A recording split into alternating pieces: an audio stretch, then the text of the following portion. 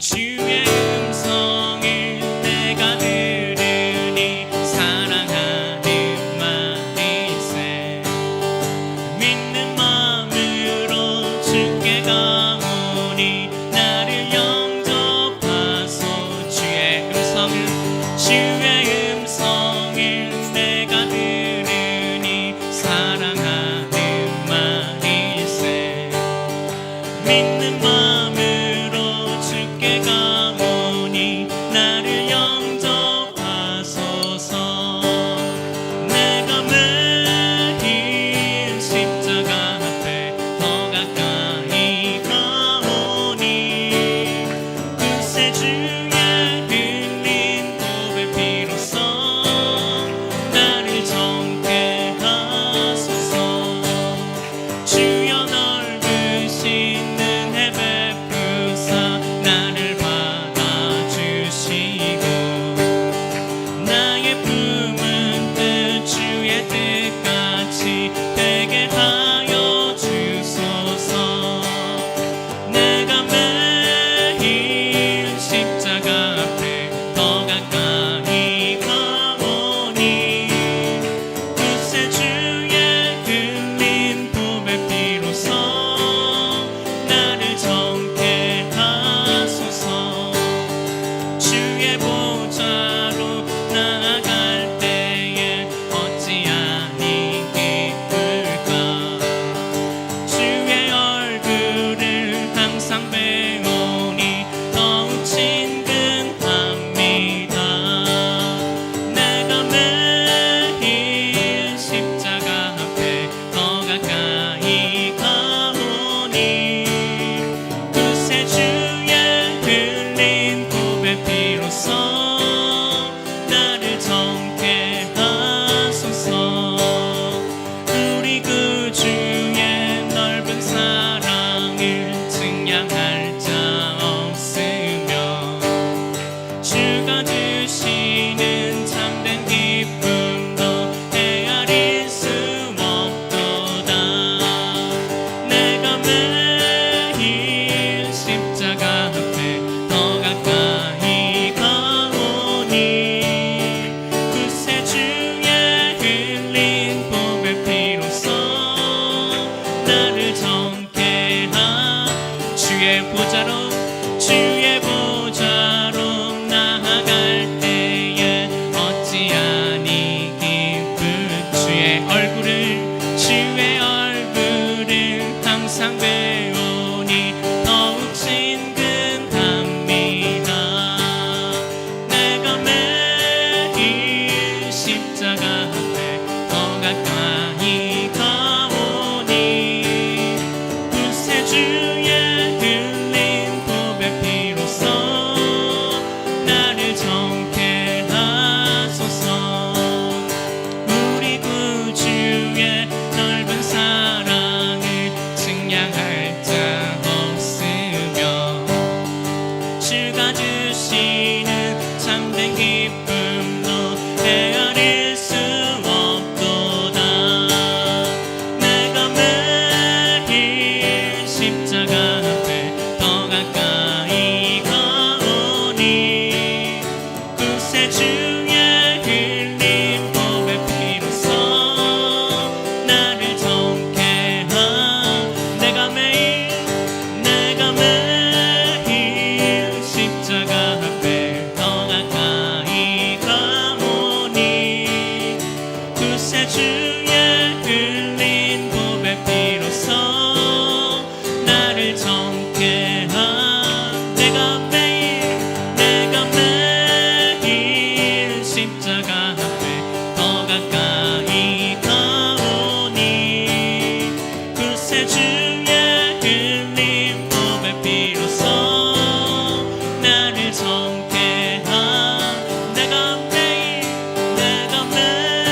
매일 십자가 앞에 더 가까이 가오니 그새 주의 흘린 보배 피로써 나를 정케 하소서. 그새 주의 흘린 보배 피로써 나를 정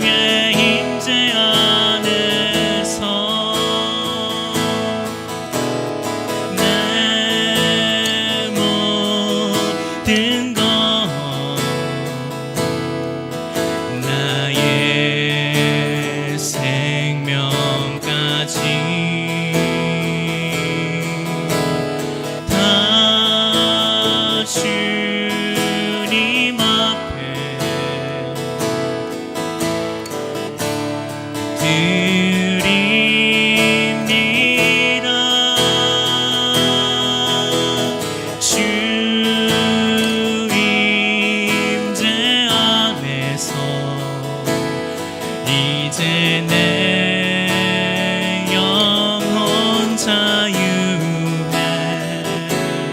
내가 주의 거룩한 이름을 높이며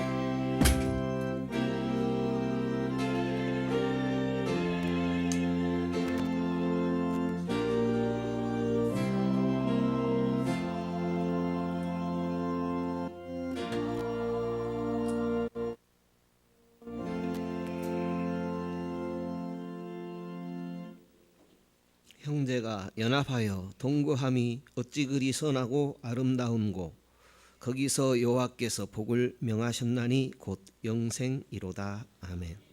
만물을 통치하시는 하나님 아버지, 주님의 크신 자비와 사랑으로서 독생자의 성육신을 허락해 주셨습니다. 우리를 죄와 영원한 죽음으로부터 구원해 주셨사오니 감사와 영광을 올립니다. 주님의 성령으로 우리의 마음을 비추어 주시옵소서. 우리로 하여금 그 크신 은사에 대하여 항상 주님께 감사하게 하옵소서. 모든 고난과 유혹으로부터 벗어나 위로를 받으며 살아갈 수 있도록 인도하여 주옵소서. 그리스도의 신 예수님 이름으로 기원하옵나이다. 아멘.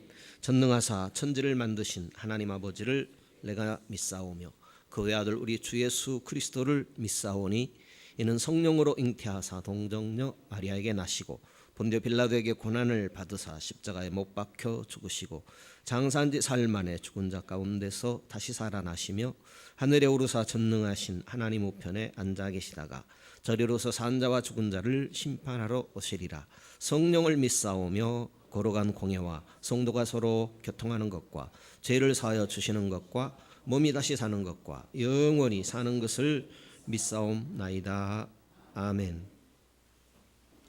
찬송가 27장 찬송하겠습니다.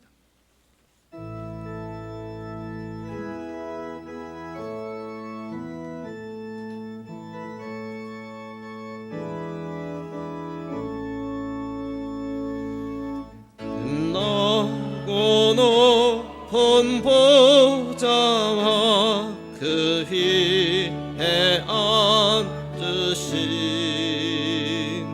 주 예수 얼굴 영광이 해같이 빛나네. 해같이 빛나네. 지극히 높은 위엄과 한없는 자비를 천사 소리 모아서 늘 찬송 드리네.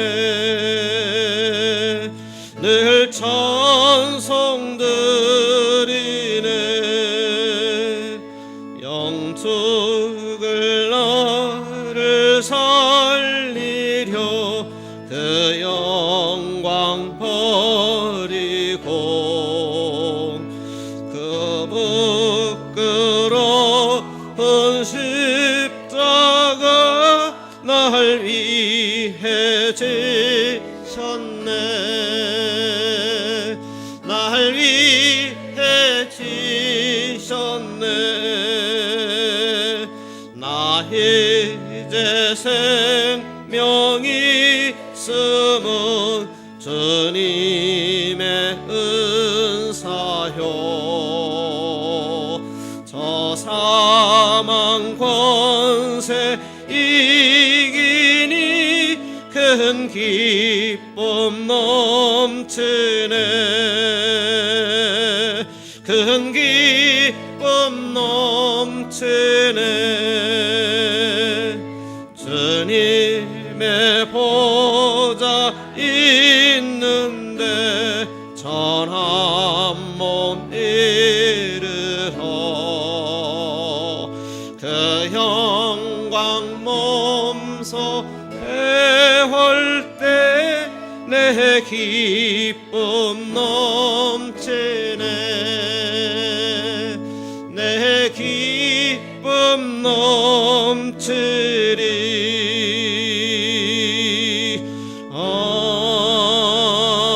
아멘.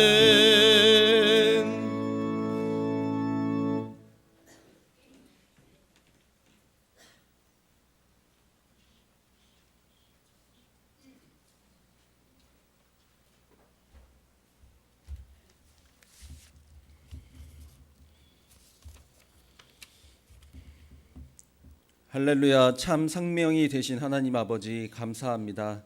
사망의 권세를 이기시고 부활하심으로 영원한 승리를 주신 주님, 오늘도 이 기쁜 주일에 우리를 위해 죽으시고 부활하신 예수 그리스도가 생명의 자리에 계심을 믿고 주님의 전에 나오게 하여 주심에 감사드립니다. 산자의 하나님이 되셔서 오늘도 역사하시는 풍성하신 주님, 오늘도 저희를 거룩한 예배의 자리로 불러주신 은혜에 감사합니다. 오늘도 예수님을 믿는 자를 자녀로 삼으시고 아버지가 되어주신 하나님, 이 자리에 임재하여 주시기를 간절히 바라옵니다. 아버지의 온전하신가 같이 너희도 온전하라라고 말씀하신 주님, 하나님께 순종할 수 있는 삶이 되기를 원합니다. 혹 입술로 이웃을 허물하는 죄를 지었다면 용서하여 주옵소서. 물질은 드려도 자신을 드리지 않는 형식적인 사람이 되지 않기를 기도드립니다. 봉사를 드려도 몸을 드리지 않는 자녀가 되지 않기를 기도드립니다. 예배의 주인 되시는 전능하신 하나님, 마음과 영이 하나 되어 주 앞에 드리는 이 시간이 되게 하옵소서. 소망이 되시는 주님, 저희 해동교회 권속들을 위해 기도드립니다. 이 혼란스럽고 앞길을 분별하기 어려운 시대 속에서도 평안을 잃지 않게 하시고 희망을 포기하지 않도록 인도하여 주시기를 원합니다. 모든 성도들이 오직 하나님만을 섬기고 하나님만을 위해 봉사하며 하나님의 영광을 위해 나눌 수 있는 교회가 되도록 인도하여 주옵소서.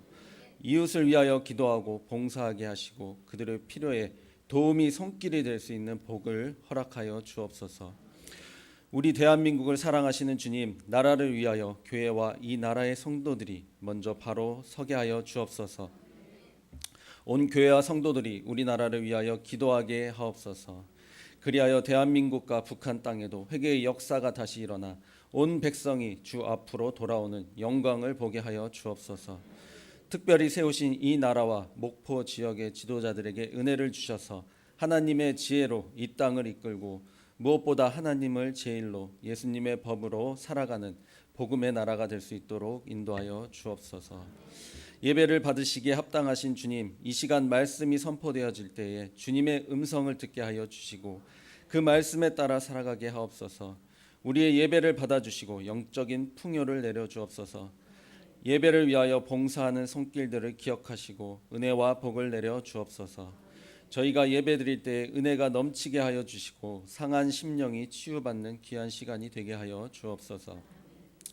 저희가 드린 것들에 대하여 이 세상에서 100배로 내세에서 영생으로 갚아주실 주님의 약속을 믿고 의지하오며 우리 주 예수 그리스도의 이름으로 기도드립니다. 아멘.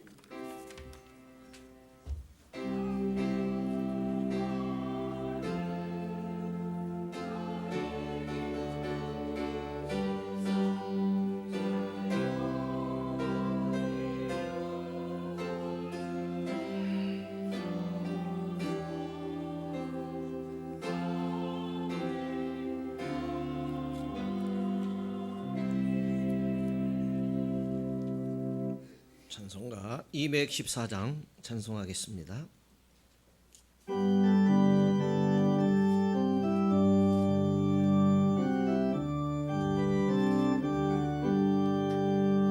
변찮는 주님의 사랑과 거룩한 보혈의 공로를 우리 다 찬양을 합시다. 주님을 만나볼 때까지 예수는 우리를 깨끗게 하시는 주시니 그의 피 우리를 눈보다 더 희게 하셨네. 우리를 깨끗게 한 피는 무궁한 생명의 물일세. 생명을 구원한 친구들 하나님 찬양을 합시다. 예수는 우리를 깨끗게 하시는 주시니 그의 피 우리를 눈보다 더 희게 하셨네. 주님의 깨끗한 보혈을 날마다 입으로 간증해 담대히 싸우며 나가세. 천국에 들어갈 때까지 예수는 우리를 깨끗게 하시는 주시니 그의 피 우리를 눈보다 더 희게 하셨네. 십자가 튼튼히 붙잡고 날마다 이기며 나가세.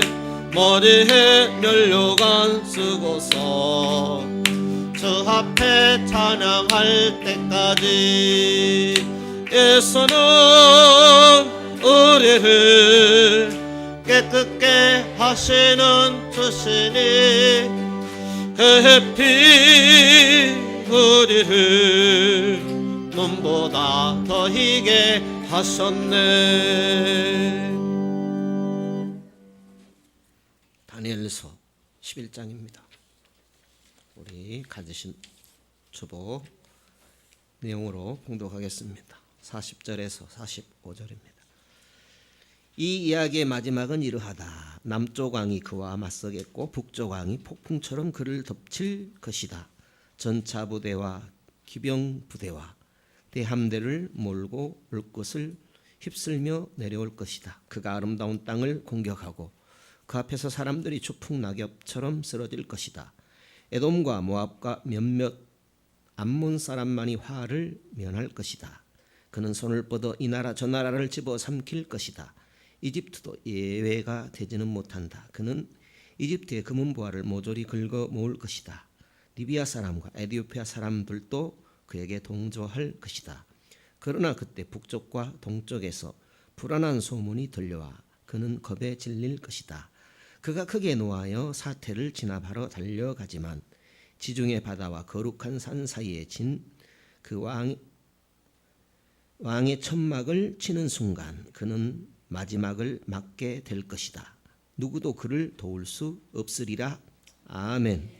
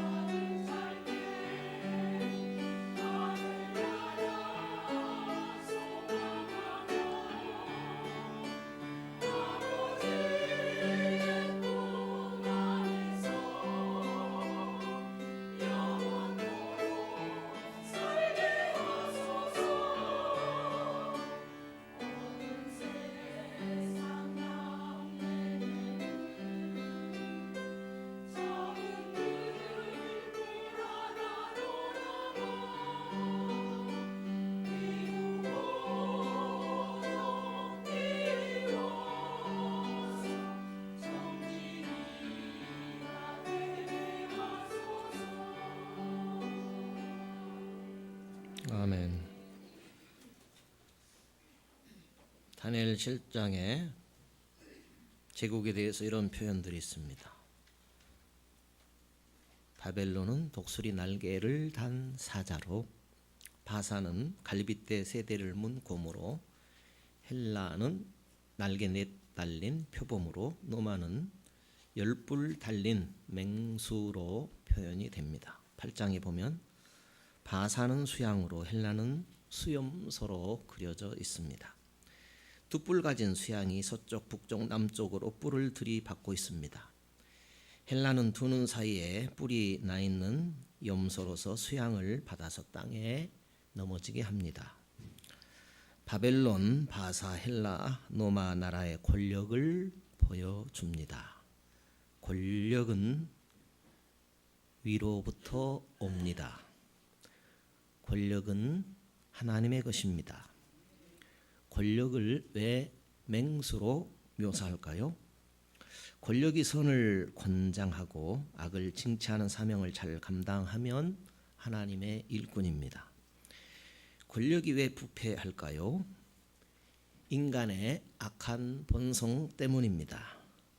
권력이 부패하고 절대 권력이 부패하는 것은 인간의 악한 본성 때문입니다. 권력의 짐승화, 투쟁화, 이 모든 것이 다 인간의 타락한 본성 때문입니다. 다니엘서 11장에 끊임없이 물고 뜯는 짐승 권력 투쟁의 모습입니다. 하나님이 주신 권력을 아름답게 사용해야 될 텐데 자기가 가지려고 싸우니까 짐승 권력이 맞는 것입니다. 남방 북방왕이 대대로 전쟁합니다. 남방은 어디고 북방은 어디일까요? 남방 북방의 왕들 또 공주들까지 구체적으로 오늘 다니엘서 11장의 묘사가 되어 있습니다. 왜 하나님께서 구체적인 이야기들을 이렇게 기록하게 하셨을까요? 오늘 우리들에게 주시는 교훈은 어떤 것일까요? 먼저 생각할 것은 짐승 권력 투쟁이 반복된다라는 것입니다. 권력 투쟁이 반복이 되어지고 있다라는 것 먼저 생각하겠습니다. 본문은 다니엘서의 마지막 전쟁 예언의 내용입니다. 우리에게 주는 교훈이 있습니다. 그것은 짐승 권력 싸움이 반복된다 하는 것입니다. 1절을 보시죠. 다니엘서 11장 1절을 보면 내가 또 메대 사람 다리오 원년에 일어나 그를 돕고 강하게 한 일이 있었느니라. 그래요. 이 말씀은 10장의 21절과 적어도 21절과 연결되는 말씀입니다. 영들의 전쟁, 우리가 지난번에 묵상했던 말씀, 전쟁은 하늘에만 이 땅에만 있는 것이 아니고 영들의 전쟁이 있다라는 것이죠. 그 영들의 전쟁에서 다니엘을 찾아온 천사가 있습니다. 되돌아가서 악령군을 무찌르는데 싸워야 한다 했고 그대로 했던 것입니다. 2절에서 4절의 말씀은 바사와 헬라 제국에 대한 예언입니다. 바사의 강한 왕, 헬라의 강한 왕을 소개하고 있습니다. 강한 왕을 소개합니다. 역사 이야기라는 것이 참 재미가 없는데요. 그렇지만 하나님께서 왜 이 역사 이야기를 성경에 기록해서 우리들로 하여금 보게 할까요? 주시는 메시지가 있다라는 것입니다. 2절을 보게 되면 바사 고레스 왕 이후에 새 왕이 일어난다라는 겁니다. 그 후에 넷째 왕이 일어나는데 힘이 부요하게 됩니다. 부요해질 뿐만 아니라 나중에 힘이 강해지게 됩니다. 힘이 강해진 후에는 헬라 왕국을 치게 된다 하는 이야기입니다. 3절에 보면 이런 내용이죠. 3절을 같이 읽어볼까요? 3절 같이 읽습니다. 장차 한 능력 있는 왕이 일어나서 큰 권세로 다스리며 임의로 행하리라. 이것은 헬라의 알렉산더를 의미합니다. 그러니까 하나님께서 이 알렉산더라는 인물이 일어날 것을 미리서 말씀을 하신 것입니다. 이 알렉산더는 32살에 인도 겐지스강까지 정복한 후에 더 이상 정복할 것이 없어서 눈물까지 흘렸다라는 그런 이야기가 전해집니다. 그렇지만 바벨론에서 술파티를 열다가 열병으로 그의 최후를 맞게 됩니다. 알렉산더는 예루살렘을 점령했지만 일체의 피해를 주지 않았습니다. 예루살렘은 성지를 말합니다. 하나님의 택하신 거룩한 땅, 하나님의 백성을 온 세상에 퍼뜨리기 위한 하나님의 거룩한 땅이 성지 예루살렘입니다. 거기에서 대제사장이 알렉산더에게 보여준 책이 있는데 다니엘서입니다. 그 다니엘서를 보고 놀라서인지 알렉산더는 유대인들에게 종교의 자유를 허락해 주었습니다.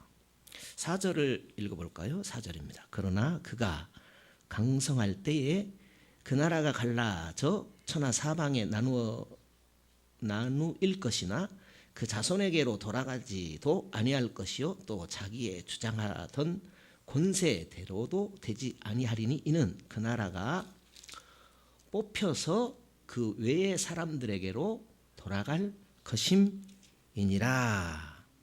알렉산더 사후에 나라가 사방으로 갈라진다는 이야기입니다. 알렉산더 후손들 중에 왕의 계승이 가능한 자 모두가 살해됐습니다. 알렉산더 아래 네 장군이 헬라 제국을 분할해서 통치하게 되었습니다. 본문은 알렉산더 사후에 네 왕국을 소개하고 남방 이집트와 북방 시리아의 끊임없는 전쟁을 묘사하고 있습니다. 남방과 북방의 전쟁입니다.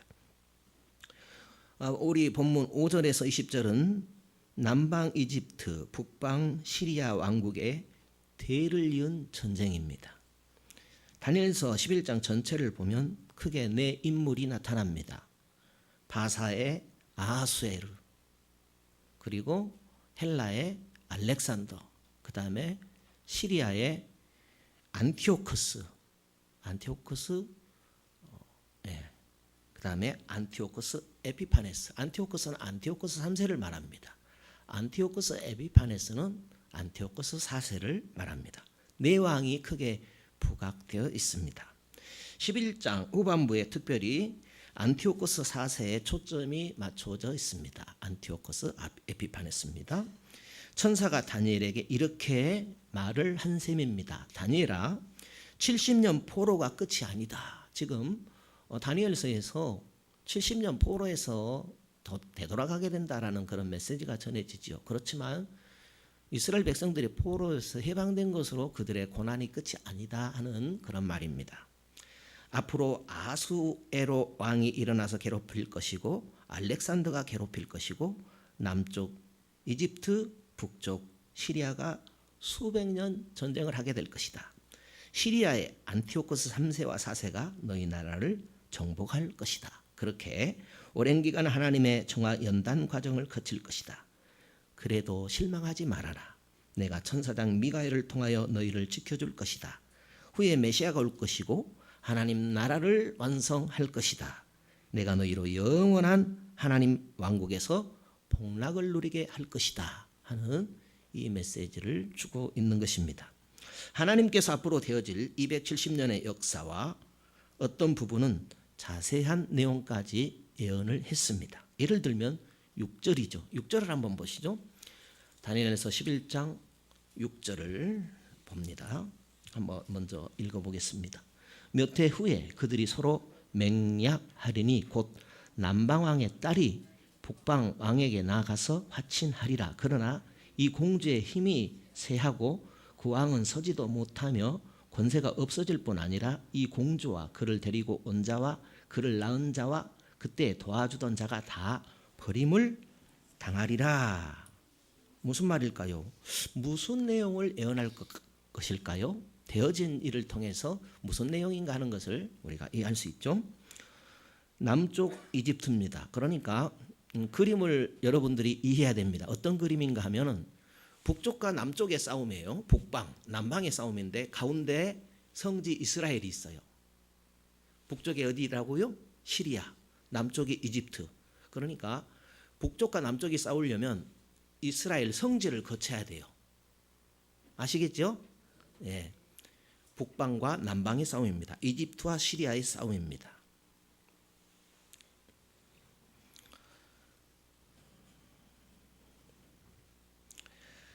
남쪽 이집트 톨레미 왕조는 톨레미 1세가 이집트와 페니키아, 아라비아, 리비아, 이디오피아 등 그러니까 아프리카 일대를 이 남쪽 남방 나라가 통치를 한 것입니다. 그 톨레미 1세는 알렉산더 이후에 성지를 점령해서 지배했어요. 그러니까 이스라엘을 성지를 먹고 계속해서 영토를 확장하는 그런 추세죠.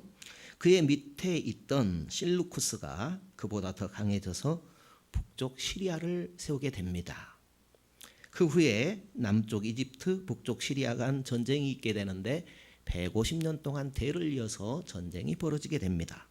그동안 막강한 왕조가 성지를 점령합니다. 남쪽이 힘이 셀 때는 남쪽이 성지 이스라엘을 점령하고 북쪽이 힘이 세서 강성할 때는 북쪽이 성지 이스라엘을 점령하는 그런 일들이 계속해서 벌어졌던 것입니다. 6절은 이런 배경에서 남쪽 이집트의 톨레미 2세가 자기 딸을 북쪽 시리아의 안티오코스 2세와 정략결혼을 시켜서 잠시 화친이 이루어졌지만은 남방 톨레미 2세가 죽자 북방 안티오코스 2세가 정략결혼한 이방 아내를 제거하고 전부인 나오디케와 재결합을 하게 됩니다.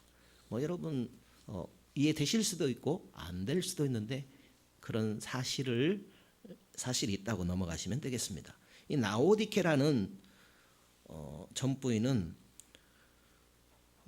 정략결혼한 그러니까 톨레미 2세의 어린 애손자와 신하들을 살해했습니다. 이렇게 공포 정치를 한 나오디케는 남편 안티오코스 2세까지 독살하게 됩니다. 정권을 장악하고 섭정을 펴게 되는 것입니다. 6절에 하나님께서 구체적으로 예언한 내용이 이렇게 성취되었다. 역사적으로 기독교 역사에 다 세계 역사에 이렇게 성취된 것을 우리가 확인할 수가 있습니다. 11절을 보게 되면 11절입니다. 같이 읽어보시죠. 남방 왕은 크게 노하여 나와서 북방 왕과 싸울 것이라 북방 왕이 큰 무리를 일으킬 것이나 그 무리가 그의 손에 붙임 바 되리라. 여기 북방 왕이 큰 무리를 일으킨다 되어 있습니다. 그 무리는 그의 손에 넘겨준 바 되리라.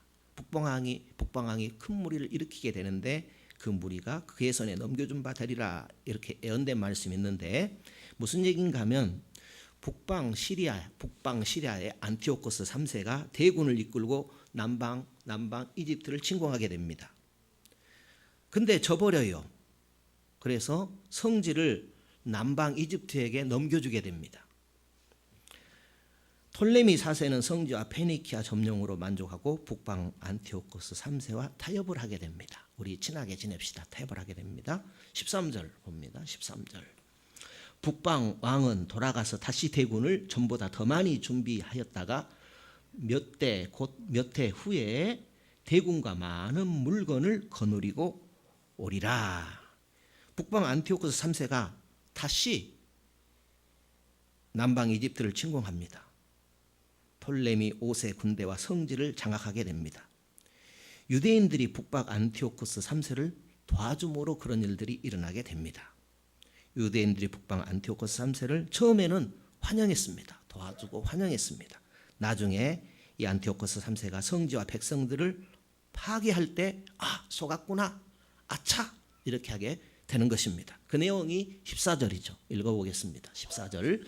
그때에 여러 사람이 일어나서 남방왕을 칠 것이요 내 백성 중에서도 강포한 자가 스스로 높아져서 이상을 이루려 할 것이나 그들이 도리어 넘어지리라. 당시 이스라엘은 대제사장이 정치와 종교를 장악했습니다. 나라가 이리 뺏기고 저리 뺏기고 포로 생활 이후에도 계속 고통을 당했습니다. 그러다 보니까 왕이 있을 수가 없었죠. 그러다 보니까 대제사장이 정치와 종교를 장악했던 것입니다. 대제사장 오나시스 2세가 시리아의 안티오코스 3세를 도왔다가 오히려 걸려서 넘어진 것이죠. 그러니까 속아서 도와준 것이 된 것입니다. 17절을 읽겠습니다. 17절. 그가 결심하고 전국의 힘을 다하여 이르렀다가 그와 화친할 것이요 또 여자의 딸을 그에게 주어 그 나라를 패망케 하려 할 것이나 이루지 못하리니 그에게 무익하리라. 북방 시리아도 이제 뭐랄까요, 정략 결혼한 것처럼 딸을 이렇게 이용하게 되지요. 안티오코스 3세가 자기 딸 클레오파트라를 남방 톨레미 5세에게 주어 영구 집권을 시도하지만 실패하게 됩니다. 그 딸 클레오파트라는 우리가 잘 아는 그런 클레오파트라는 아닙니다. 18절입니다. 18절에 보면 그 후에 그가 얼굴을 섬들로 돌이켜 많이 취할 것이나 한 대장이 있어서 그의 보이는 수욕을 씻고 그 수욕을 그에게로 돌릴 것이므로. 북방 안티오코스 3세가 딸 클레오파트라 작전 실패했습니다. 소아시아와 그리스도 관심을 돌렸습니다. 칼코타의 유명한 장군 한니발의 도움을 받아서 그리스도에 관심을 돌렸지만은 그리스가 노마의 장군 스피키오의 도움을 받는 바람에 안티오코스 3세는 패전하고 철수합니다. 그때 안티오코스 3세는 다 잃고 국고도 바닥나 바벨론 성전까지 약탈하다가 지역민들에게 피살을 당하게 됩니다. 20절입니다. 20절에 보면 그 위를 이을 자가 토색하는 자로 그 나라의 아름다운 곳으로 두루 다니게 할 것이나 그는 분노함이나 싸움이 없이 몇 날이 못되어 망할 것이요. 안티오코스 3세의 맏아들 실루쿠스 3세가 성지를 포함해서 자기 영토에서 세금을 징수했습니다.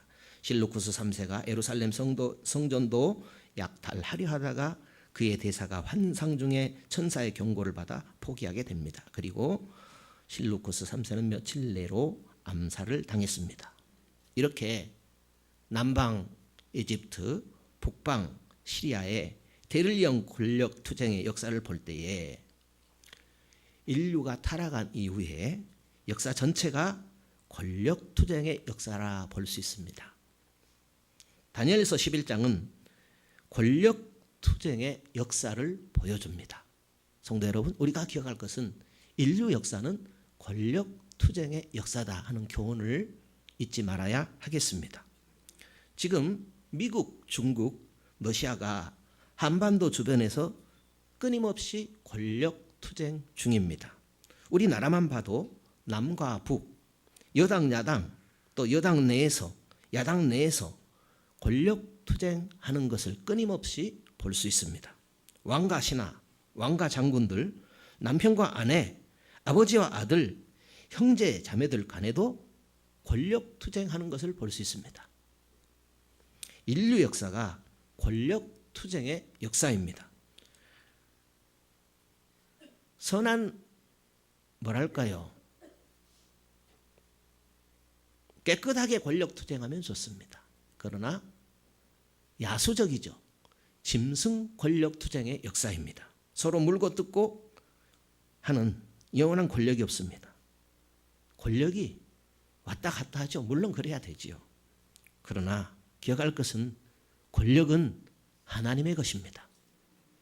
우리가 그걸 잊지 말아야 됩니다. 영원한 권력은 하나님 한 분뿐이십니다. 권력 투쟁이 특별히 성지를 중심하고 있습니다.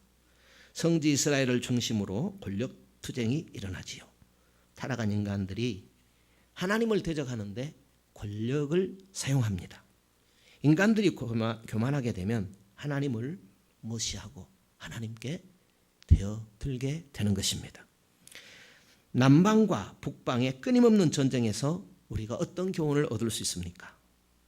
왜 하나님께서 남방 북방 이 전쟁을 길게 기록하게 하셨고 또 자세하게 이렇게 기록을 했을까요?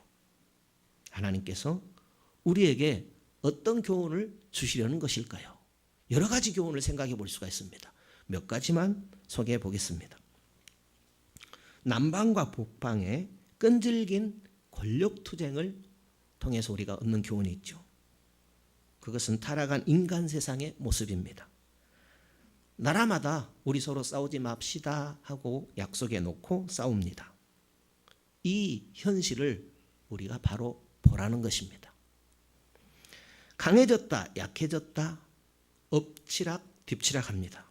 어떤 때는 남방이, 어떤 때는 북방이 강해집니다. 이것은 권력이 영원히 약할 수도 없고 강할 수도 없다는 이야기입니다. 역사가 그랬죠. 바벨론 영원하지 않았습니다. 바사가 일어났고 헬라가 일어났고 로마가 일어났지요. 그 나라들이 하루아침에 다 강한 것이 아니죠. 원래 약했습니다. 그러나 강하여져서 더 강한 나라들을 무너뜨렸던 것입니다. 정략 결혼으로 동맹을 맺었다가 깨지는 것을 교훈 삼을 수 있죠. 서로 화친하기 위한 가장 좋은 방법은 사돈을 맺는 것입니다. 남방 왕이 딸을 주고 북방 왕도 딸을 주어서 서로 평화를 유지하려고 했죠. 그렇지만 곧 깨어지고 다시 물고 뜯는 사이가 되었습니다. 성민, 그러니까 하나님의 백성, 거룩한 백성은 그 틈바구니에서 계속해서 뭐랄까요? 터지고 있죠. 깨지고 있죠. 남방이 북방을 침공하려면 성지를 밟아야 합니다. 그죠? 남방 이집트가 북방을 삼키려고 하면 성지, 조그만 나라거든요. 전라 남북도만 밖에 안 해요. 거기를 통과해야 됩니다. 또 북방이 남방과 싸우려면, 넓은 이집트를 먹으려면 성지를, 이 조그마한 곳을 통과를 해야 돼요. 그래서 이래 밟히고 저래 밟혔던 것입니다.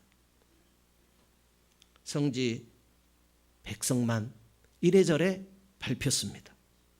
인류 역사에서 신자들이 불신자들의 싸움 사이에서 이리저리 당하는 예를 잘 보여주는 이야기입니다.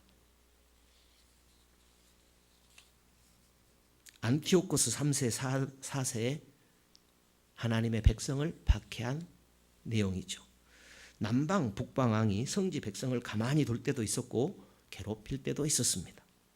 북방 시리아의 안티오코스 3세와 4세는 성지 백성을 많이 괴롭혔습니다. 많은 왕들이 있었지만은 성지 백성을 이렇게 특별히 괴롭힌 왕들, 안티오코스 3세와 4세는 더욱 그랬다라는 것입니다.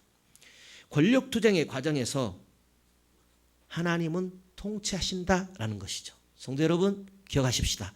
하나님은 통치하십니다. 남방 북방의 오랜 권력 투쟁이 우연이 아닙니다. 하나님은 그들이 싸울 것이다 예언했죠.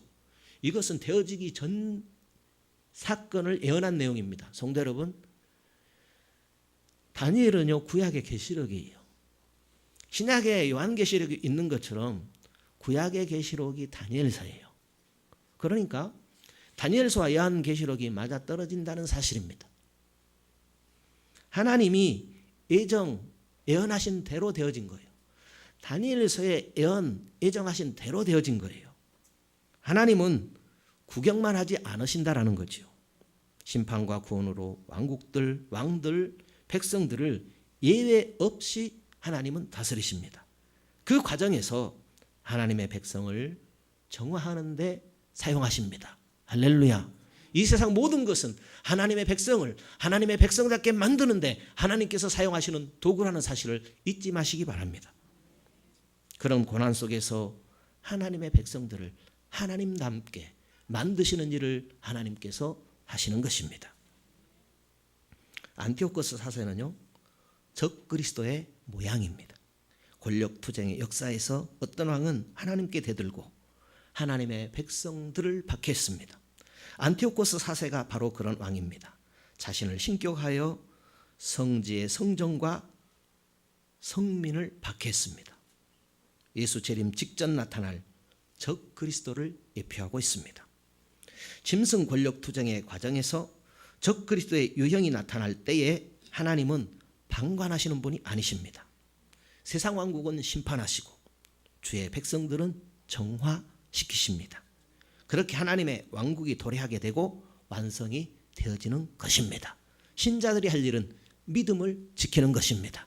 주님을 따라가는 것입니다. 남방과 북방의 권력 투쟁의 틈바구니에서 짓밟히는 성민 중에 지혜로운 자 몇 사람이 연단을 받아서 정화된다고 합니다. 우리가 하나님의 연단을 받아서 정화될 수 있도록 정화되어야 합니다. 짐승 권력 속에서 다니엘은 신앙으로 자신을 지켰습니다. 예수님께 대한 절대 신앙, 절대 복종의 자세로 살아가야 합니다. 특별히 우리는 적그리스도의 박해에 대비하여 깨어 있어야 합니다. 꼭 적그리스도가 나타나는 것만이 아니라 적그리스도의 모습은 항상 우리를 믿음에서 무너뜨리려고 하고 있다는 사실입니다. 두 번째로 생각할 것은 권력투쟁의 끝입니다. 권력투쟁의 끝은 무엇인가 하는 것입니다. 남방과 북방 전쟁을 예언하다가 이제 21절부터는 본론을 이야기합니다. 북방 시리아의 안티오코스 에피파네스, 안티오코스 4세라고도 하죠. 안티오코스 4세가 안티오코스 에피파네스입니다. 짐승 권력을 가장 극적으로 보여주는 인물이 안티오코스 에피파네스, 그러니까 안티오코스 4세입니다. 하나님을 대적하고 성전을 모독하고 신자를 박해한 대표적인 인물이 안티오코스 4세입니다.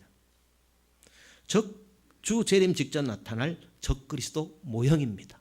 성경에서 그리 표현하고 있고 예수님께서도 그를 지적했습니다.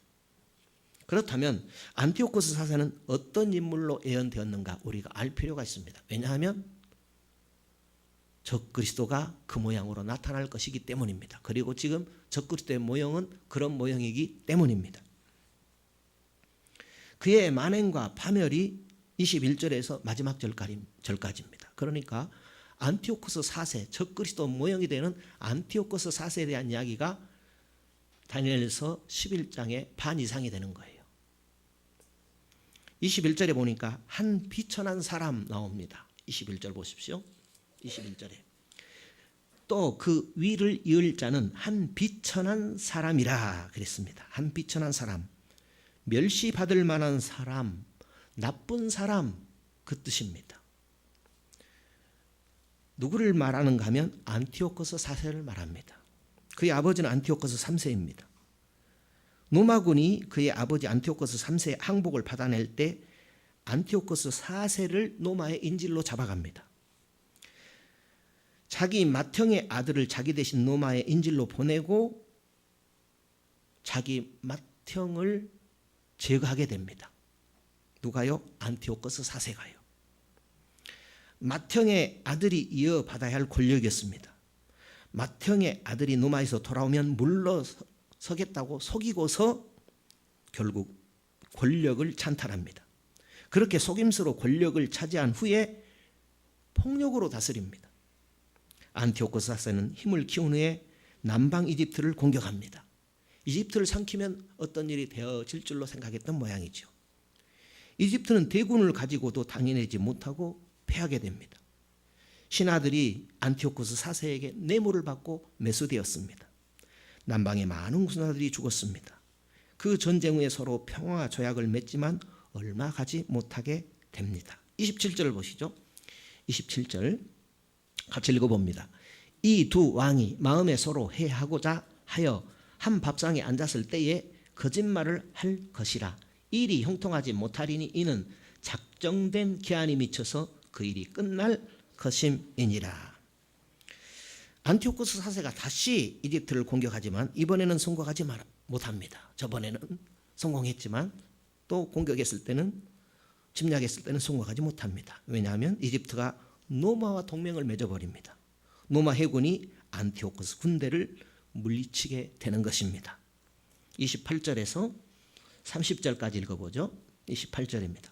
북방 왕은 많은 재물을 가지고 본국으로 돌아가리니 그는 마음으로 거룩한 언약을 거스리며 임으로 행하고 본토로 돌아갈 것이며 작정된 기한에 그가 다시 나와서 남방에 이를 것이나 이번이 그 전번만 못하리니 이는 기띔의 배들이 이르러 그를 칠 것임이라. 그가 낙심하고 돌아가며 거룩한 언약을 안하고 임으로 행하며 돌아가서는 거룩한 언약을 배반하는 자를 중히 여길 것이며 했습니다.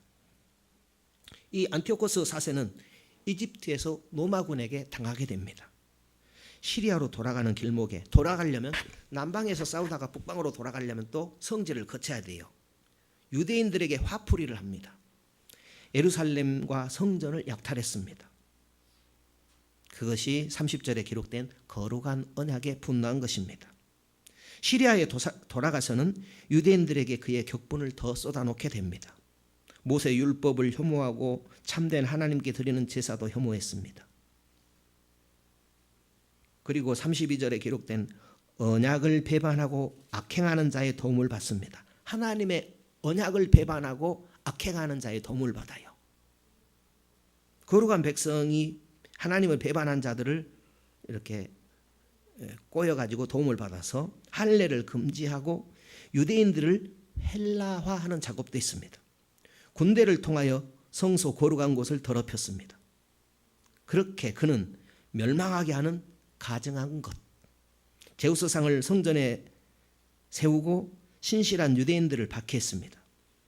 그렇게 언약을 배반하고 악행하는 자를 속임수로 타락시키지만 자기의 하나님을 아는 백성은 강하여 용맹을 떨쳤다 그랬습니다.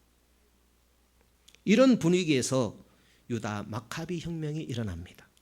혁명에 동참하는 자들은 지혜로운 자들로 많은 사람들을 가르칠 것이지만 칼날과 불꽃과 사로잡힘과 약탈을 당하여 여러 날 동안 몰락했습니다.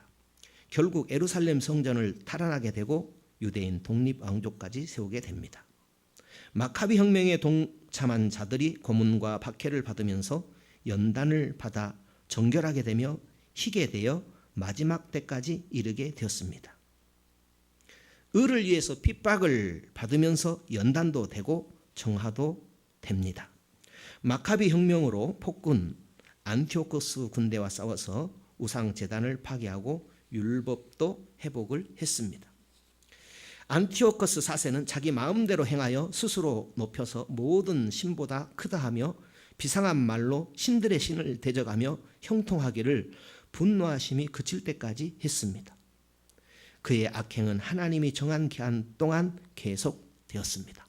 35절과 36절 읽어보죠. 35절입니다. 35절과 36절입니다.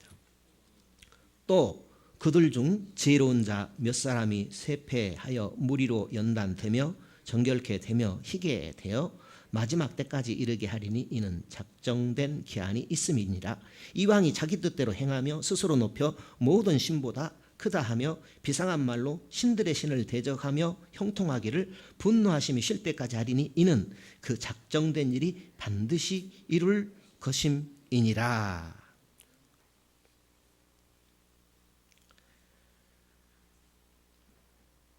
자기가 모든 것보다 크다라는 거죠. 교만의 극치를 걷는 사람이 안티오코스 에피파네스입니다. 안티오코스 4세입니다.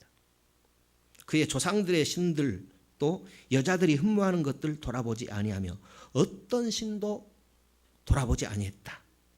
자기 조상들의 신들도 거부하고 그 대신에 그가 의지한 것은 강한 세력의 신을 숭배했다라는 거죠. 강한 신이란 요새들의 신, 권력의 신을 숭배했다. 세상 권력을 탐했다라는 겁니다. 남방 이집트를 다시 침공했습니다. 남방 이집트를 또 다시 침공합니다. 39절 40절입니다. 39절 40절 읽어봅니다. 그는 이방 신을 힘입어 크게 견고한 산성들을 취할 것이요 무릇 그를 안다는 자에게는 영광을 더하여 여러 백성을 다스리게도 하며 그에게서 뇌물을 받고 땅을 나눠주기도 하리라. 마지막 때에 남방왕이 그를 찌르리니 북방왕이 병과 마병과 많은 배로 회리바람처럼 그에게로 마주와서 그 여러 나라에 들어가며 물에 넘침같이 지나갈 것이요. 여러 나라에 물이 넘침같이 침공하여 점령했습니다. 영화로운 땅 이스라엘을 쳐들어갔습니다. 그 과정에서 여러 나라를 파괴하지만 일부 나라는 그의 침공을 피하게 됩니다. 42절 읽어보죠. 41절과 2절 읽어보죠. 그가 그 또 영화로운 땅에 들어갈 것이요 많은 나라를 패망케 할 것이나 오직 에돔과 모압과 암몬 자손의 존귀한 자들은 그 손에서 벗어나리라. 그가 열국에 그 손을 펴리니 애굽 땅도 면치 못할 것이므로. 무슨 이야기일까요? 많은 나라를 침공해서 빼앗게 됩니다. 그런데 에돔, 모압, 암몬은 그 에피파네스 4세의 편을 든 거예요. 우리가 협조할 테니까 침략하지 말아주세요. 그래서 화를 면했다라는 것입니다. 그가 이 에피파네스 4세가 이집트를 공격하여서 애굽의 많은 금은 보화들을 차지할 것이요. 리비아 사람 구스 사람이 그의 시중이 되었다 그랬습니다. 43절 보시죠.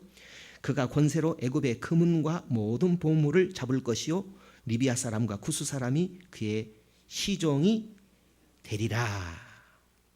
그가 승리에 취해 있을 때 동쪽과 북쪽으로부터 오는 소식이 그를 괴롭히게 됩니다. 44절입니다. 그러나 동쪽에서부터 소문이 이르러 그를 번민케 하므로 그가 분노하여 나가서 많은 무리를 다 도륙하여 진멸코자 할 것이요. 더 읽어보죠. 그가 장막 궁전을 바다와 영화롭고 거룩한 산 사이에 베풀 것이나 그의 끝이 이르리니 도와줄 자가 없으리라. 유대 마카비 혁명이 성공했다라는 소식을 듣고 이 에피파네스 4세가 격분을 하게 됩니다. 이스라엘을 쳐들어가게 됩니다. 지중해와 사해 사이에 천막궁을 만들어 놓고 유대인 공략을 강력하게 밀어붙입니다. 그렇지만 결국 망하게 됩니다. 도와주는 자가 없습니다. 하나님께서 그를 심판하신 것입니다. 성도 여러분, 이 세상에 영원한 권력 없습니다. 하나님이 다스리시고 계시고 분명히 심판하신다라는 거예요. 그러니까 믿음의 사람들은 하나님을 바라보고 하나님 편에 서야 됩니다. 예수께서 시리아의 안티오코스 4세와 노마의 디도의 만행이 적그리스도의 예표라 그랬습니다. 멸망에 가정한 것이 거룩한 것에 선 것을 예수님께서도 그렇게 표현을 했습니다. 안티오코스 4세 노마의 디도를 멸망에 가정한 것이 거룩한 것에 선 것이다 라고 예수님도 그렇게 표현을 한 것이죠. 데살로니가후서 2장에 적그리스도를 불법의 사람, 멸망의 아들로 규정하고 있습니다. 적그리스도가 하나님을 대적하고 온갖 불법을 행하지만 결국 멸망당할 존재입니다. 불법의 사람은 하나님의 성전에 앉아 자기가 하나님이라고 공갈까지 합니다. 적그리스도는 사단의 활동을 따라 모든 능력과 표적과 거짓 기적과 불의의 모든 속임으로 멸망하는 자들에게 파괴 활동을 합니다. 멸망하는 자들에게 파괴 활동을 하는데 멸망하는 자들에 속하면 되겠습니까? 성도들이 마귀 사탄에 속아가지고 멸망하는 자들에 속하면 되겠습니까?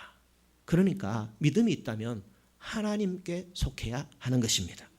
안티오코스 4세는 재림 직전 나타날 적그리스도를 예표합니다. 하나님 대적 신자 박해 온갖 파괴 공작을 할 것이라는 예언대로 역사 속에 그대로 성취되었습니다. 마지막 적그리스도 갈 파괴 공작은 앞으로 이루어질 일입니다. 계시록 12장 13장 보게 되면 사단이 붉은 용으로 적그리스도가 7머리 10뿔 짐승으로 거짓 선지자가 땅의 짐승으로 표현되어 있습니다. 사단, 적그리스도, 거짓 선지자는 지금 이 시대에 가짜 뉴스로 신자 박해로 거짓 사상으로 미혹합니다. 적그리스도를 숭배하도록 만들기 위함입니다.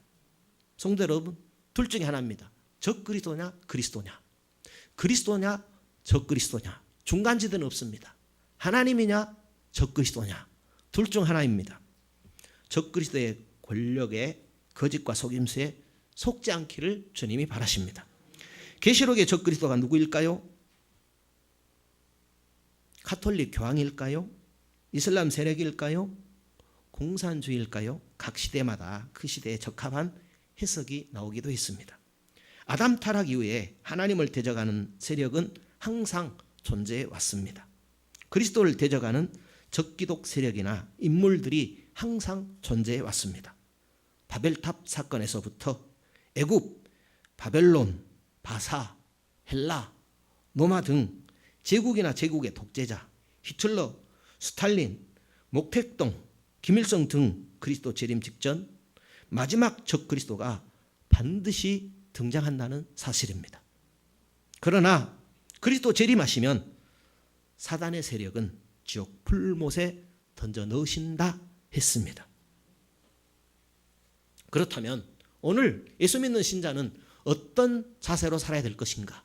어떤 지혜로 살아야 될 것인가? 우리가 생각해 볼 문제입니다. 하나님의 백성은 옛날이나 지금이나 주 재림 직전에 지혜롭게 지내야 됩니다. 항상 주 재림 직전을 염두에 두고 사는 사람이 그리스도인이죠. 성경 다시 한번 보시죠. 33절을 먼저 읽겠습니다. 읽습니다. 백성 중에 지혜로운 자가 사람을 가르칠 것이나 그들이 칼날과 불꽃과 사로잡힘과 약탈을 당하여 여러 날 동안 쇠폐하리라. 35절입니다. 또 그들 중 지혜로운 자 몇 사람이 쇠폐하여 무리로 연단되며 정결케 되며 희게 되어 마지막 때까지 이르게 하리니 이는 작정된 기한이 있음이니라. 권력투쟁의 틈바구니에서 신자들이 박해당하고 순교까지 당할지라도 보이는 권력에 미혹당하지 말아야 됩니다. 미혹당하지 않으려면 깨어있어야 합니다. 깨어있으려면 하나님을 알아야 해요. 성도 여러분, 하나님께서 하나님을 아는 증거를 많이 주셨어요. 이 세상에 하나님은 없다 하고 이 세상 지식이 내세우는 것이 뭔 줄 아시죠? 그게 진화론입니다. 그런데요, 진화론의 증거가 하나도 없어요. 진화론의 증거가 하나도 없다라는 사실이에요. 진화론의 중간 단계도 하나도 없어요. 지금 진화되고 있다면, 진화가 사실이라면 중간 단계가 증거가 하나라도 있어야 되는데 하나라도 없어요. 그러나 하나님이 창조하셨다라는 증거는 알려고 하면 알수록 증거가 차고 넘쳐요. 하나님은 그렇게 하나님에 대해서 증거가 될 만한 사실들을 얼마든지 알겠다라는 거죠.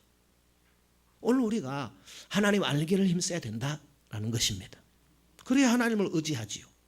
그렇지 않으면 거짓으로 속일 때 불법의 아들이 나타나서 하나님의 성전에 앉아서 내가 하나님이다 희한한 재주를 부리면서 거짓말해도 속아 넘어가게 되는 거예요. 우리는 적그리스도 권력의 속임수에 속지 말아야 됩니다.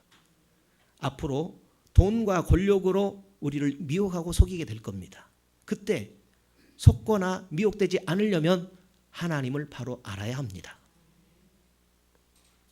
유대인들 중에 일부가 보이는 막강한 권력과 재력에 유혹을 받아서 하나님을 멀리하고 안티오쿠스 사세편에 서기도 했지만은 지혜로운 신자는 하나님 편에 섰다 하고 성경에 기록하고 있습니다.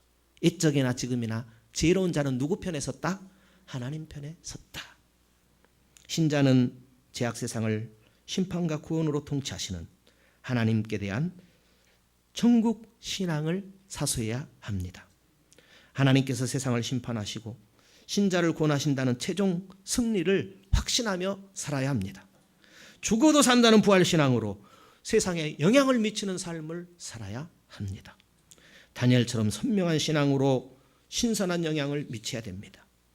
그렇습니다. 신자는 천국 소망으로 사는 사람입니다.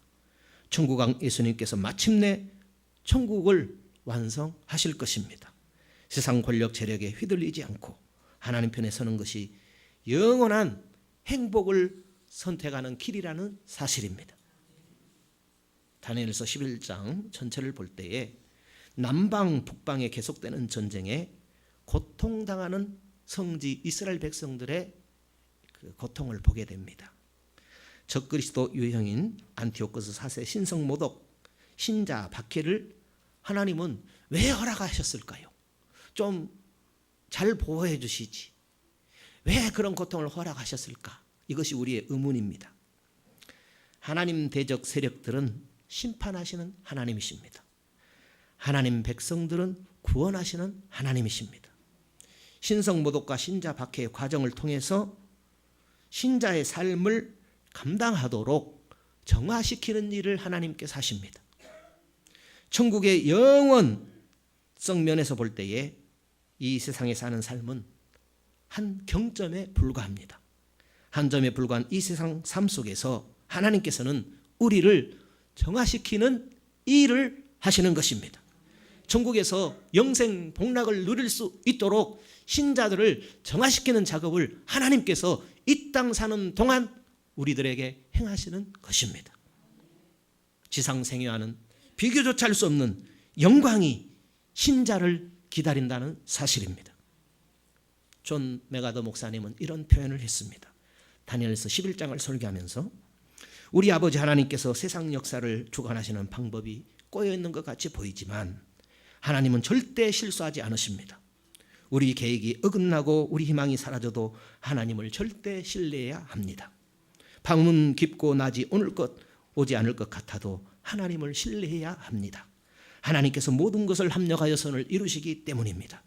모든 것을 다 하나님께 맡기고 하나님께 절대 복종해야 합니다. 아무리 어두운 밤에도 하나님은 실수하지 않으시기 때문입니다. 천국 왕 예수 그리스도를 믿고 따르고 사랑하는 우리들에게는 모든 것이 잘 됩니다. 완성된 파라다이스 천국이 우리를 기다리고 있습니다. 남방 이집트, 북방 시리아의 오랜 전쟁은 세계 각국의 권력 투쟁을 보여줍니다. 세상 각국은 동맹을 맺기도 하고 동맹에서 떨어져 나가기도 합니다. 모든 나라가 자국의 이익이라면 타국을 물어뜯는 짐승 본성을 발휘합니다. 국가 간에도 한 국가 안에서도 자기 권력을 절대화해서 국민들을 억압하는 독재자가 나타날 수 있지요. 세상은 짐승 권력 투쟁의 현장입니다. 잊지 맙시다. 기억합시다. 바로 보십시다. 국가 차원이든 개인의 야망이든 짐승 권력 투쟁 현상은 결국 하나님을 대적하고 신자를 박해하는 현상으로 나타난다는 사실입니다. 적군이 무엇이고 아군이 무엇인 줄 알아야 되잖아요. 오늘 신자들이 적군과 아군을 몰라요. 죄송합니다. 하나님 알길 힘쓰지 않으면 적군이 무엇이고 아군이 무엇인지 모른다니까요. 국가 권력이든 개인 권력이든 권력의 짐승화를 거쳐서 하나님과 하나님 세우신 그리스도를 대적하는 경향이 있다라는 겁니다. 권력의 적그리스도 현상은 세상에 늘 잠재해 있습니다. 적그리스도 권력이 세상 속에 마치 휴화산처럼 잠재해 있습니다. 잠재해 있던 적그리스도적인 권력이 가끔씩 활화산처럼 분출하기도 합니다. 다니엘서에 나오는 바벨론의 느부갓네살, 헬라 제국 특히 시리아의 안티오코스 4세, 노마의 디도 등이 적그리스도의 대표적인 유형입니다.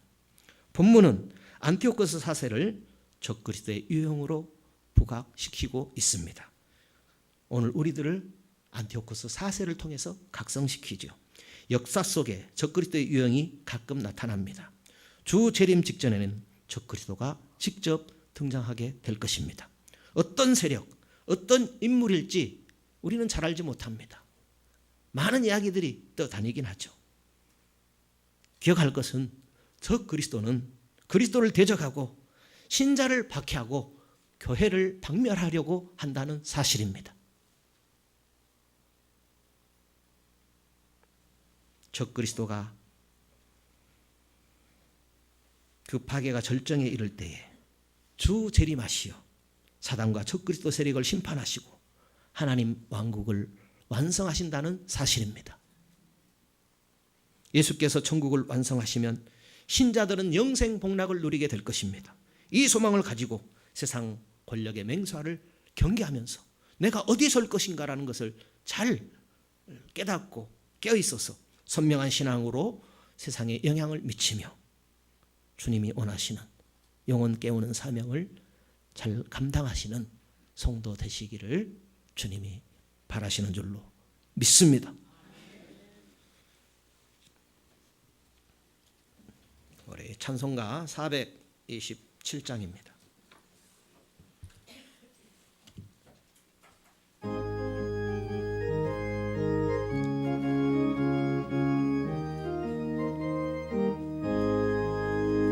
내가 매일 기쁘게 설레게 행함은 주의 팔이 나를 안보함이요 내가 주의 큰 복을 받는 참된 비결은 주의 영이 함께함이라.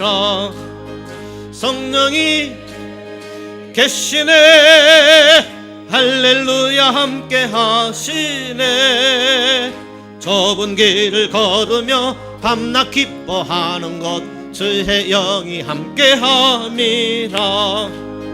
전에 죄에 빠져서 평안함이 없을 때 예수 십자가의 공로 힘입어 그 발 아래 엎드려 잠든 평화 얻음은 주의 영이 함께함이라. 성령이 계시네 할렐루야 함께하시네. 좁은 길을 걸으며 밤낮 기뻐하는 것 주의 영이 함께함이라.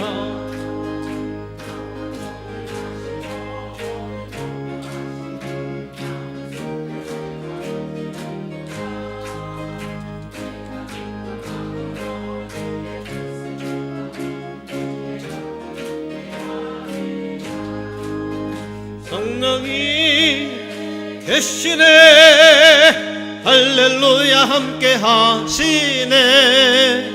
좁은 길을 걸으며 밤낮 기뻐하는 것 주의 영이 함께함이라. 세상 모든 정욕과 나의 모든 욕망은 십자가에 이미 못을 박았네. 어두운 밤이 지나고 무거운 짐 벗으니 주의 영이 함께함이라. 성령이 계시네 할렐루야 함께하시네. 좁은 길을 걸으며 밤낮 기뻐하는 것 주의 영이 함께함이라. 주일 헌금 드립니다. 선교 회비 드립니다. 1000번째 김행주 성도님 드립니다. 여러분이 부활 감사 드립니다.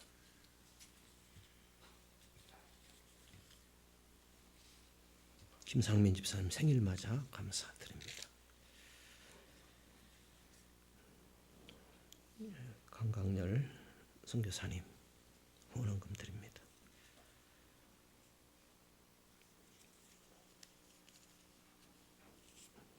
예, 여러분이 강강렬 선교사님 저희 헌금 드립니다. 문덕자 권사님 구제 헌금 드립니다. 건축헌금 정하온 어린이 드립니다. 정철원 집사님 박경진 집사님 건축헌금 드립니다. 성경금 드립니다. 박은혜 권사님 드립니다. 이정갑 장로님 드립니다. 김범식 집사님 드립니다. 김순희 전도사님 정동군 집사님 드립니다. 정철원 집사님 박경진 집사님 성교헌금 드립니다. 감사드립니다. 임기순 집사님 감사드립니다. 정신 권사님 드립니다. 이강택 집사님 박순심 권사님 드립니다. 나영애 권사님 신방 감사드립니다. 곽정혜 권사님 감사드립니다. 김정욱 집사님 감사드립니다. 김유금 권사님 감사드립니다. 김은용 집사님 감사드립니다. 이흥범 집사님 감사드립니다. 이면심 권사님 감사드립니다. 전춘희 권사님 감사드립니다. 서양님 권사님 감사드립니다. 정철원 집사님 감사드립니다. 정동근 집사님 김순희 전도사님 감사드립니다. 11조 드립니다. 전춘희 권사님 드립니다. 정사님 권사님 드립니다. 박정희 성도님 드립니다. 세양님 권사님 드립니다. 박종남 성도님 드립니다. 정동군 집사님 드립니다.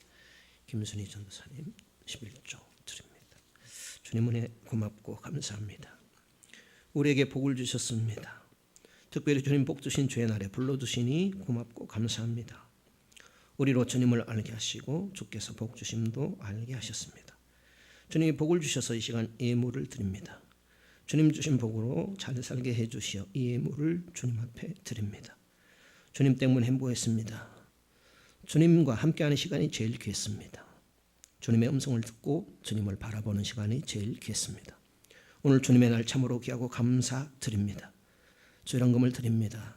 주의 날을 복주시고 거룩하게 해주시어 주의 헌금을 드립니다.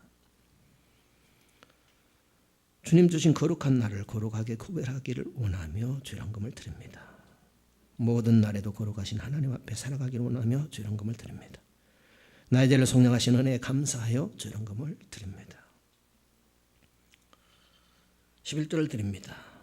11조 드리는 믿음을 주께서 주셨습니다. 하나님의 것으로 구별해 드릴 수 있도록 주께서 이 믿음을 주셨습니다. 이 믿음을 주신 참으로 귀하고 감사합니다. 하나님 더 알기 원합니다. 더 잘 믿기 원합니다. 일평생 하나님을 더 잘 알아가고 더 온전히 믿기를 원합니다. 모든 것이 하나님의 것인데 나머지는 우리에게 맡기셨습니다. 우리에게 맡겨진 모든 것들을 주님의 뜻대로 사용하기를 원합니다. 감사금을 드립니다. 삶의 조건이 힘들지라도 항상 하나님이 고맙습니다. 주님의 자녀로 지내게 된 것이 감사하며 행복합니다. 또 주님 앞에 열매 맺는 자녀로 살아가기를 원합니다. 선교회비, 생일감사, 부활감사, 특별히 또 우리 강강렬 선교사님, 우리 앞서 천국에 입성하셨는데 조이금으로 주님 앞에 감사힘을 드립니다. 드리는 손길 주님 기억하시고 믿음으로 드려진 이 모든 것들 주님 기뻐 받으시고 소원하는 것들에 갑절로 함께하여 주옵소서. 거룩하신 예수님 이름으로 기도드리옵나이다. 아멘. 네, 우리 다 같이 일어서셔서 찬양하고 예배 마치도록 하겠습니다.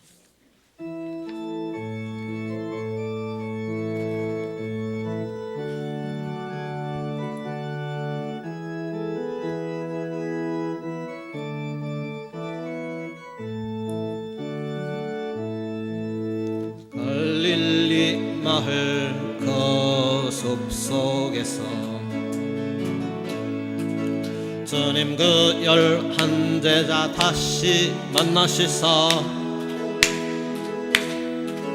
마지막 그들에게 말씀하시기를 너희들은 가라져 세상으로 가서 제자 삼으라 세상 많은 사람들을 세상 모든 영혼이 내게 달렸나니